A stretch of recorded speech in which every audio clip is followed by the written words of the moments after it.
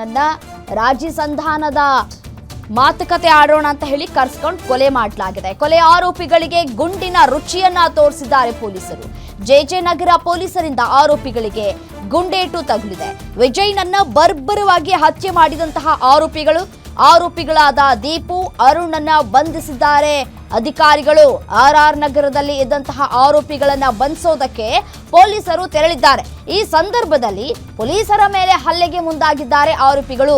ಇಬ್ಬರ ಕಾಲಿಗೂ ಪೊಲೀಸರು ಗುಂಡನ್ನ ಹೊಡೆದು ಬಂಧಿಸಿದ್ದಾರೆ. ಮತ್ತೆ ಬಿಡ್ತಾರ ಪೊಲೀಸರು? ಅವ್ರ ಮೇಲೆ ಹಲ್ಲೆ ಮಾಡೋದಕ್ಕೆ ಅಂತ ಹೋದ್ರೆ ಆತ್ಮರಕ್ಷಣೆಗೆ ಅಂತ ಹೇಳಿ ಇದೀಗ ಪೊಲೀಸರು ಕೂಡ ಆರೋಪಿಗಳ ಕಾಲಿಗೆ ಗುಂಡೇಟನ್ನ ಹೊಡೆದು ಇದೀಗ ಅವರನ್ನ ಆಸ್ಪತ್ರೆಗೆ ದಾಖಲು ಮಾಡಿ ಅವ್ರಿಗೆ ಚಿಕಿತ್ಸೆಯನ್ನ ಕೊಡಿಸ್ತಾ ಇದ್ದಾರೆ. ಆರೋಪಿ ದೀಪು ಮತ್ತೆ ಕೊಲೆಯಾದಂತಹ ವಿಜಯ್ನ ದೃಶ್ಯವನ್ನ ಗಮನಿಸ್ತಾ ಇದ್ದೀರಿ. ಬಿಡುಗಡೆಯಾಗಿ ಒಂದು ದಿನವೂ ಕೂಡ ಆಗಿರಲಿಲ್ಲ, ಅಟ್ಲೀಸ್ಟ್ ಗಂಟೆಗಳು ಕೂಡ ಆಗಿರಲಿಲ್ಲ. ಆಗಲೇ ಆತ ಪರಲೋಕವನ್ನ ತ್ಯಜಿಸಿದ್ದಾನೆ.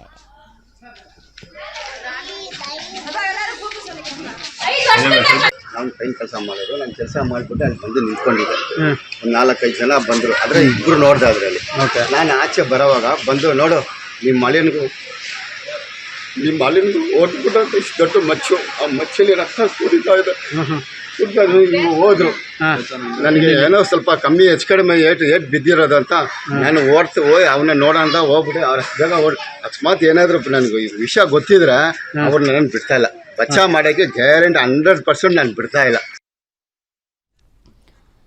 ಡೀಟೇಲ್ಸ್ ಕೊಡ್ತಾರೆ ನನ್ನ ಕಲೀಗ ಅಜಯ್ ಫೋನು ಸಂಪರ್ಕದಲ್ಲಿದ್ದಾರೆ.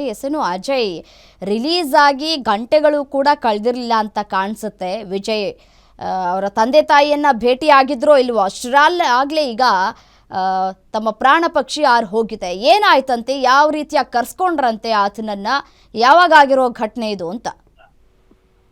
ಖಂಡಿತ, ಅಂದ್ರೆ ಬೆಂಗಳೂರಿನಲ್ಲಿ ಹಳೆ ದ್ವೇಷದ ಹಿನ್ನೆಲೆಯಲ್ಲಿ ಯುವಕನನ್ನ ಭೀಕರವಾಗಿ ಹತ್ಯೆ ಮಾಡಿರುವಂತಹ ಘಟನೆ ಜೆಜೆ ನಗರದ ಜನತಾ ಕಾಲೋನಿಯಲ್ಲಿ ನಿನ್ನೆ ರಾತ್ರಿ ನಡೆದಿರುವಂತದ್ದು. ಇಲ್ಲಿ 26 ವರ್ಷದ ವಿಜಯ್ ಏನಿದ್ದಾನೆ, ಆತ ಕೊಲೆ ಆಗಿರುವಂತಹ ಯುವಕ. ನಿನ್ನೆ ಅಷ್ಟೇ ಆತ ಕೆಲವೊಂದಷ್ಟು ಅಂದ್ರೆ ಕಲಾಸಿಪಾಳ್ಯದಲ್ಲಿ ಒಂದು ಕೇಸ್ ಆಗಿರುತ್ತೆ 307 ಅಂದ್ರೆ ಕೊಲೆ ಯತ್ನ ಪ್ರಕರಣದಲ್ಲಿ ಆತ ಕೆಲವೊಂದಷ್ಟು ತಿಂಗಳು ಕೂಡ ಜೈಲಲ್ಲಿ ಇರ್ತಾನೆ. ನಿನ್ನೆ ಆತ ಬಿಡುಗಡೆ ಆಗಿರ್ತಾನೆ. ಬಿಡುಗಡೆ ಆದಂತ ಸಂದರ್ಭದಲ್ಲಿ ಜೆಜೆ ನಗರ ಪೊಲೀಸರೇ ಆತನ ನೇರವಾಗಿ ಆ ಒಂದು ಜನತಾ ಕಾಲೋನಿಗೆ ಬಂದು ಬಿಟ್ಟು ಹೋಗಿರ್ತಾರೆ. ನಂತರ ಯಾಕಂದ್ರೆ ಈ ಹಿಂದೆ ಕೂಡ ಅರುಣ್ ಅಂತ ಏನಿದ್ದಾನೆ ಆರೋಪಿ, ಈ ಒಂದು ಕೊಲೆಯ ಪ್ರಮುಖ ಆರೋಪಿ, ಆತನ ಜೊತೆ ಕೆಲವೊಂದಷ್ಟು ಜಗಳಗಳು ಆಗಿರುತ್ತೆ. ಆತನಿಗೆ ಕಳೆದ ಬಾರಿ ಈತನೇ ವಿಜಯ್ ಈಗಾಗಲೇ ಕೊಲೆ ಆದಂತ ವ್ಯಕ್ತಿ ಏನಿದ್ದಾನೆ ಆತ ಚಾಕುವಿನಿಂದ ಹಲ್ಲೆಯನ್ನ ಮಾಡಿರ್ತಾನೆ. ಹೀಗಾಗಿ ಆತನ ವಿರುದ್ಧವಾಗಿ ಅರುಣ್ ಸಾಕಷ್ಟು ಒಂದು ದ್ವೇಷನ ಬೆಳೆಸ್ಕೊಂಡಿರ್ತಾನೆ. ಆತನ ಹತ್ಯೆ ಮಾಡ್ಬೇಕು ಅಂತ ಕಾಯ್ತಾ ಇರ್ತಾನೆ. ಯಾವಾಗ ಈತ ನೆನ್ನೆ ರಿಲೀಸ್ ಆಗಿದ್ದಾನೆ ಅಂತ ಗೊತ್ತಾಗುತ್ತೋ ನೇರವಾಗಿ ಆ ಏರಿಯಾದಲ್ಲಿ ಬಂದು ಕಾಂಪ್ರೂವ್ ಮಾಡೋಣ, ಮಾತಾಡ್ಕೊಳ್ಳೋಣ ಬಾ ಅಂತ ಹೇಳಿ ಆತನನ್ನು ಕರೆಸಿ 5 ಜನ ಆರೋಪಿಗಳು ಸೇರ್ಕೊಂಡು ಲಾಂಗು, ಮಚ್ಚು ಹಾಗೂ ಚಾಕುವಿನಿಂದ ಬರ್ಬರವಾಗಿ ಆ ಒಂದು ಏರಿಯಾದಲ್ಲಿ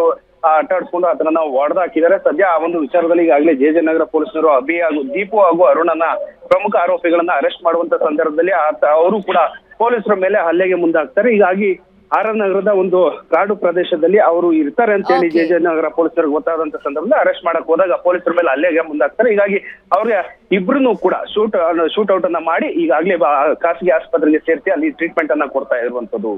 Ramya. Right Ajay, thank you ತಮ್ಮ ಮಾಹಿತಿ.